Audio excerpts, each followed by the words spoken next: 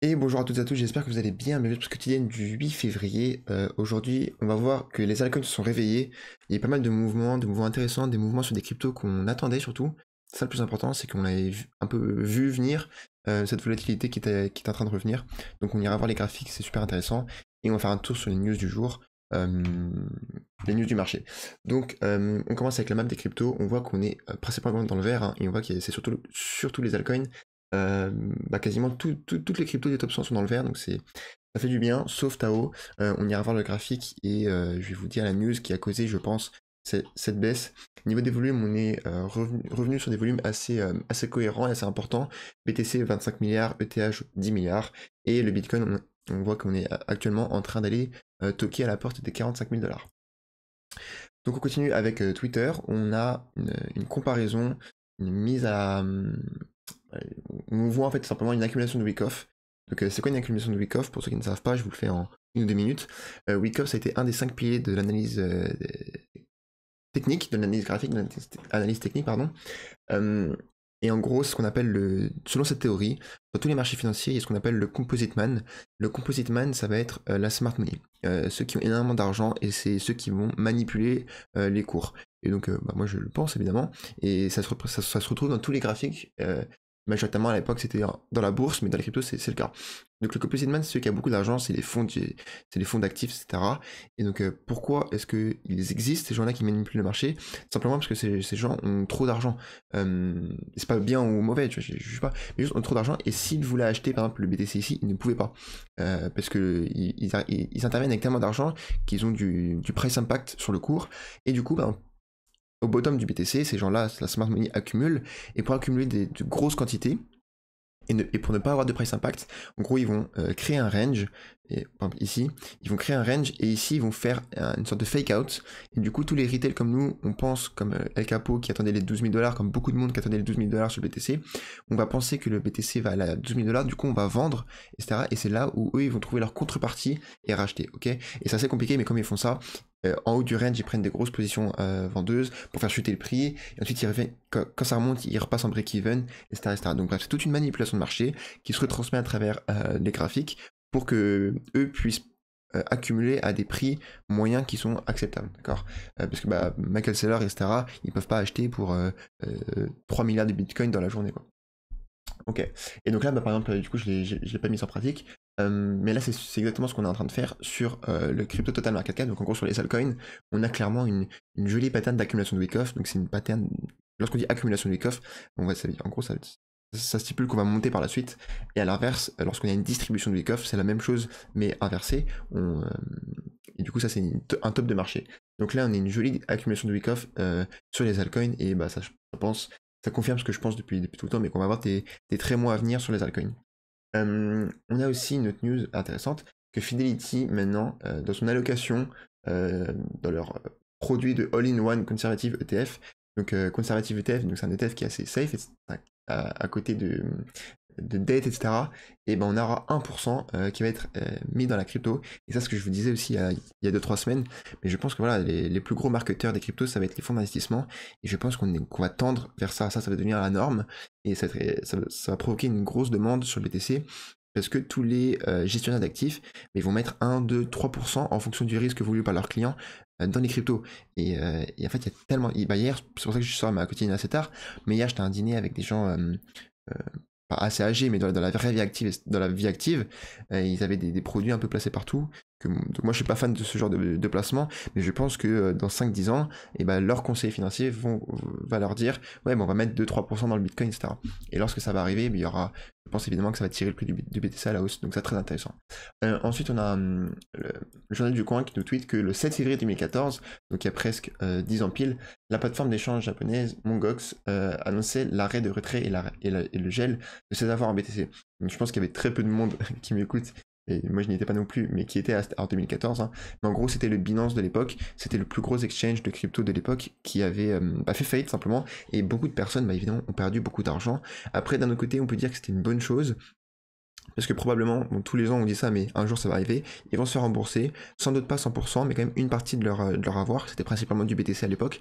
Et donc oui, t'as pas accès à tes fonds pendant 10 ans, c'est vrai, Mais pour certains cas, je pense que ça a été bénéfique parce que ça les a forcés, entre guillemets, à hold, et c'était la meilleure décision à faire. Alors oui, moi je dis pas que c'est bien, mais je pense que dans certains cas, ça a pu aider quelques personnes, et j'espère évidemment que ces gens-là vont retrouver leur coin, ça doit être horrible. Imagine-toi, je sais pas, t'avais 300 BTC en 2014 qui valaient 3000 balles, 4000 balles, et là 10 ans plus tard, tu sais que ça vaut des sommes énormes, et t'y as pas accès, et c'est horrible. Donc j'espère que ça va bien se passer pour eux. Là, on a des comparaisons entre ETH 2020, ETH 2024 et BTC 2020 et BTC 2024. Et on voit que c'est assez semblable, hein. Donc en 2020, on est le top ici correspond au top ici. On est venu rechercher en haut. Bah là, typiquement, c'est pile poil une distribution de week-off, tu vois. On va créer un range. Là, lorsqu'on breakout ici, tout le monde dit bull run, ça part, ça part, ça part. Tout le monde achète, et c'est là où les mains intelligentes trouvent la contrepartie pour vendre dans des quantités énormes de TH, par exemple. Ok, et ensuite on retourne au bas du range. Donc là, tout là nous montre la similitude, et ça va se demander, parce que je sais qu'il y a pas mal de monde qui attend une sorte de sell the news au moment du halving, et pas mal de monde l'attend. Donc franchement, ça va être intéressant de voir ça. Je pense qu'on a quand même 1, 2, 3 mois, ça va être clairement les 2-3 derniers mois pour accumuler, et ensuite ça va partir, et peut-être qu'on va dip, etc.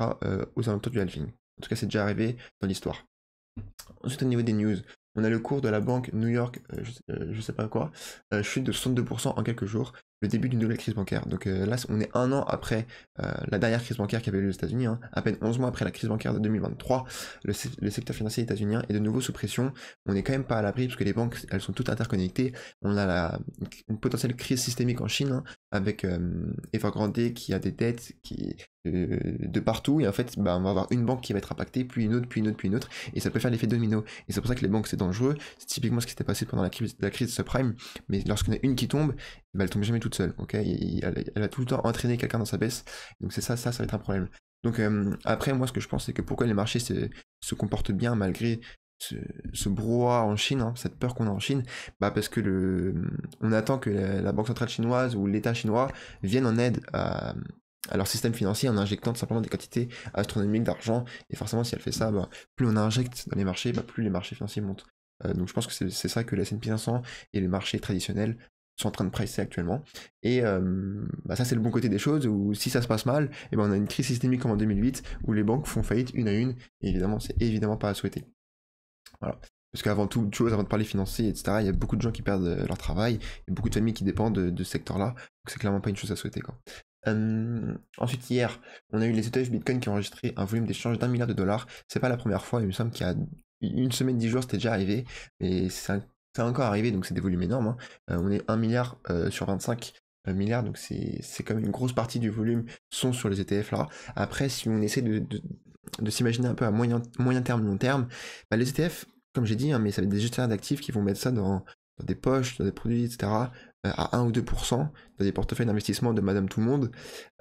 Et clairement, les fonds, ils vont clairement pas jouer aux traders, et ils vont hold long terme. Donc je pense que là, plus ils accumulent du Bitcoin, bah, plus ils vont assécher le marché, et du coup, s'il y a une demande, et bah, ça va monter plus vite, ça ok, mais aussi moins il y aura de volatilité.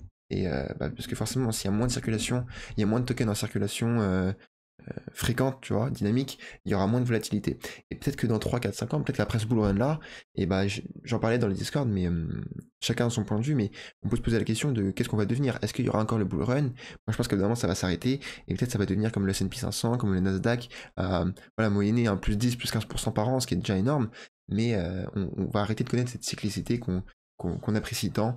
Et ça peut clairement faire partie, tous ces fonds, tous les BlackRock qui accumulent du Bitcoin et qui ne font pas de volume parce qu'ils ne vendent pas, ils ne rachètent pas, quoi. Donc voilà. Et ensuite, on a ARK Invest qui dépose une nouvelle demande pour sa création d'ETF sur ETH spot. Donc moi, pareil, mon discours ne change pas, je suis un peu moins confiant sur l'ETF Ether. Et je suis un peu moins confiant parce que bah, c'est potentiellement beaucoup plus une securities qu'une commodities. Et voilà, et puis après, entre guillemets, j'en ai un peu rien à faire. Même si ETH monte, ça va faire monter les altcoins, en réalité, j'en ai un peu rien à faire. Parce que je pense que vous comprenez à comprendre que en TH, pardon, ce n'est pas un portefeuille. Et même si c'est important pour l'écosystème des cryptos, je ne pense pas qu'elle va rester reine des cryptos à jamais. Allez, on passe directement sur les graphiques. Donc on va quand même traiter le roi BTC qui nous a fait un très joli pump, hein, qui a commencé hier. 5%, c'est pas mal. On est en train de revenir gratouiller les 45 000 $, et on voit qu'ensuite on n'a pas de On n'a pas de résistance ici, hein. Ici la prochaine résistance, la prochaine grosse résistance, ça va être les 48 000 $. Donc est-ce qu'on va faire une distribution de week-off? Donc sur BTC, ça ferait une distribution de week-off, et sur les altcoins, ça ferait une accumulation de week-off. Ok, on suit. Est-ce qu'on ferait une distribution de week-off en venant chercher le plus haut ici, fake out, on berne tout le monde, et ensuite on va rechercher vers le bas? Franchement, c'est un peu tôt pour s'imaginer ça. Bon, on va voir, bah là c'est bon signe, hein. Donc j'ai enlevé ma phase baissière, parce que moi, vous voyez, je voyais un A, B, C. Pour l'instant, je l'ai avec. On avait vu hier qu'on était en plein milieu d'un range, le BTC allait prendre une décision, et il a choisi vers la hausse. Donc tant mieux. L'idée, c'est encore une fois, moi je suis forcément bullish sur le BTC. Si BTC monte, le reste des cryptos va monter. Et voilà, je suis convaincu qu'on va connaître des ATH. Alors 2024, c'est une bonne question.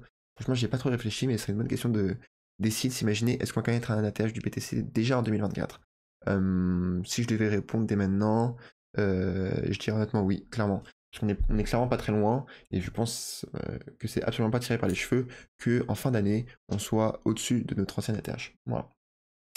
Niveau TH, on suit BTC, pareil, hein, on a bien pump, c'est bien. Mais là, on est sur une grosse résistance. Bah, pareil, là, il va falloir injecter beaucoup de volume, il va falloir une grosse impulsion. Idéalement, ça va être aujourd'hui ou demain, avant le week-end, hein, parce que le week-end, généralement, il se passe pas grand-chose.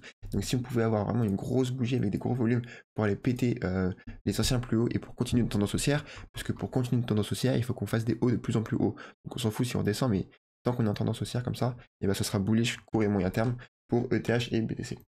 Allez, on fait un tour sur quelques altcoins qui ont été très intéressants, je trouve, et c'est surtout que des altcoins qu'on suit pas mal. Donc celui qu'on a suivi, c'était Kaspa. Kaspa qu'on avait vu aussi, ici, pardon, la volatilité qui s'écrasait, on le traitait tous les jours, hein. Et là on est en train de breakout à la hausse. Évidemment, ici je vous disais, j'ai envie d'acheter, mais je sais pas si le Bitcoin il va à 38 000 $, qu'est-ce que je fais? Donc évidemment, j'ai pas acheté. Évidemment, c'est une mauvaise décision. Non mais sans rire, en vrai pas du tout, parce que je suis absolument à l'aise avec le bag de stable que j'ai. Il me reste 3%, 3-4%, donc c'est très peu. Et comme ça, en fait, j'ai la tranquillité de l'esprit au moins. Je sais que si demain le BTC il va à 32 000 $, et ben je serai pas là à mordre les doigts en n'ayant rien à réinjecter. Donc je préfère, c'est pas grave, je préfère rester à 3-4% en dehors du marché, parce que ça reste quand même relativement peu. Et si le BTC rechute, et ben là je ferai all-in et let's go quoi. Mais donc voilà, donc c'est bien. Et aussi une des bonnes nouvelles, à chaque fois on regarde, lorsqu'on a une breakout d'une pattern comme ça, il faut regarder les volumes. Et là on a des volumes qui sont pas énormes comme ici, mais c'est normal, hein, là c'était en plein pump, mais qui sont au moins croissants. Donc ça annonce que c'est un vrai mouvement. Et voilà, donc l'idée c'est de faire un breakout qu'on est en train de faire pile poil. Si on clôture ici, ce serait royal. Clôture ici, peut-être on redescend se faire un pullback, et ensuite c'est clairement attaquer notre ancien ATH, et ce qui nous fait un casse-pas, peut-être un plus 50, plus 100%, clairement non négligeable. Ensuite on a Tao. Donc Tao, lui qui était en avance sur le marché, hein, qui avait pas parlé tout le monde. Alors il y en a pas mal sur Twitter qui ont souligné le fait que Tao en fait c'était l'annonce. Ouais, en fait, Tao était en avance sur le marché. Et j'ai regardé 3-4 fois, et 3-4 fois c'était le cas, où Tao pétait avant Bitcoin. Et quand Tao pétait à la hausse, et ben ensuite le marché suivait. Évidemment, ce n'est pas une cause directe, mais c'est assez intéressant de voir que les 4-5 dernières fois que ça s'est passé, et ben les 4-5 dernières fois, Tao avait été en avance sur le marché, donc c'est intéressant. Et cette fois-ci encore, il a pété avant tous les altcoins à quelques jours près. Et donc c'est pour ça qu'aujourd'hui, lui digère pendant que tous les autres pètent. Et donc pourquoi est-ce qu'il digère? On a vu, hein, il y a eu une vente de plus de 2 millions de dollars sur Tao, donc quelqu'un a vendu quantité astronomique de Tao, et il me semble qu'il a vendu, hier je l'ai vu, avant de dormir, il a vendu 1000 Tao au marché. Donc ça veut dire que tu mets pas, normalement quand tu as 1000 Tao, tu vas pas les vendre au marché. Pourquoi? Parce que quand tu les vends au marché, tu vas détruire l'order book. Donc généralement, si je veux vendre ici 1000 Tao, c'est une grosse quantité de monnaie. Si tu veux en vendre un, on s'en fout, mais 1000, tu te dis, bah, les 1000, je les vends à 450 $, quoi. Parce que donc tu mets un ordre. Si tu les vends au marché, et ben tes premiers Tao, tu vas les vendre à 450 $, et puis à la fin, tu vas finir par les vendre ici, ici, ici, et tu vas mécher comme on a fait ici, tu vas faire une mèche dégueulasse, où tu vas détruire l'ordre book, et tu vas te manger un price impact de dingue. Et donc sur une quantité aussi astronomique que 1000 Tao, et bah tu auras un gros delta, tu auras une vraie différence. Donc bon, s'il y en a parmi vous qui sont millionnaires en Tao, faites attention. Ensuite, on a Alephium, pareil, qu'on regardait pas mal de fois, qu'on attendait aussi. On avait ce triangle de compression, et on sait que généralement on pète à la hausse, et c'est exactement ce qu'on est en train de faire. Et ici, on avait fait une sorte de fake out, mais là, c'est une vraie bougie de cassure. Donc pareil, hein, comme d'habitude, on attend des volumes qui vont être assez élevés, et Alephium, bah, on va aller chercher les plus hauts, et l'idée on peut attendre un pullback pour partir vers la hausse. Donc moi je suis content, je me suis chargé vraiment comme un bœuf sur Alephium comme je l'ai voulu, et ça me fait plaisir que voilà, c'est une crypto qui est dynamique et c'est pas un stablecoin quoi, donc c'est bien. Ensuite on a Zephyr là où j'ai pris cher. Je prépare une vidéo dossier dessus, alors je vous je vous le précise ici, mais malheureusement, je vais avoir moins de rythme là pendant les 5-10 prochains jours. Je vous le dis, mais parce que je pars en échange dans 3 semaines, et tout simplement là je vais voir la famille, parce que je vais plus les voir pendant 5-6 mois, donc je vais passer du temps avec la famille, donc j'aurai moins de rythme, j'aurai moins de travail pour faire les vidéos. Mais ensuite, dès que je partirai, bah là j'aurai du temps pour réenclencher la machine et refaire du rythme. Mais du coup, les vidéos dossiers que je veux faire, c'est Zephyr et Space Mesh. C'est les 2 prochaines, je pense. Donc là, j'ai pris archi cher, je suis à moins 50, je pense. Ça fait super mal, mais on s'est fait supporter par ce support. Faut voir, hein, l'idée c'est de rester, et essayer de répondre avec le marché. Parce que là, le marché, on a un marché vert, donc c'est clairement le moment où il faut repartir à la hausse. On a digéré tous les RSI en weekly, en daily, on a un peu purgé toutes les mains faibles, et après c'est normal de corriger comme ça, parce qu'on a fait une performance de dingue durant octobre-novembre. Donc j'attends au tournant. Autre crypto qu'on a vu hier, c'était Rio. Pareil, le même pattern, c'est efficace, mais triangle de compression, comme sur Alephium. Et là, je pense qu'aujourd'hui, peut-être, si on a un peu pour le breakout, on peut déjà avoir un breakout aujourd'hui, ou alors encore une petite journée dans le rouge, et ça va être demain. Et du coup, je vous tiendrai au courant dans les quotidiennes de demain et après-demain sur Rio que j'ai aussi en portefeuille. Et ensuite, Centrifuge qu'on a passé quelques jours, on voit que ça s'est réveillé. Hein. Ça semble con, mais lorsqu'on a vraiment une compression de la volatilité, même sur quelques jours comme ça, on a une semaine où il se passe rien, c'est annonciateur et ça annonce que tôt ou tard on va avoir un mouvement qui va être assez puissant, et donc c'était le cas sur Centrifuge. Donc voilà pour les altcoins qui sont très intéressants. Évidemment, les altcoins que je vous ai passés là, bah, c'est les altcoins que je trouve le plus intéressant, que j'ai en portefeuille. Et écoutez, bah, je vous dis voilà pour les news du jour. Si vous avez aimé, n'hésitez pas à mettre un petit pouce bleu, à vous abonner si ce n'est pas déjà fait.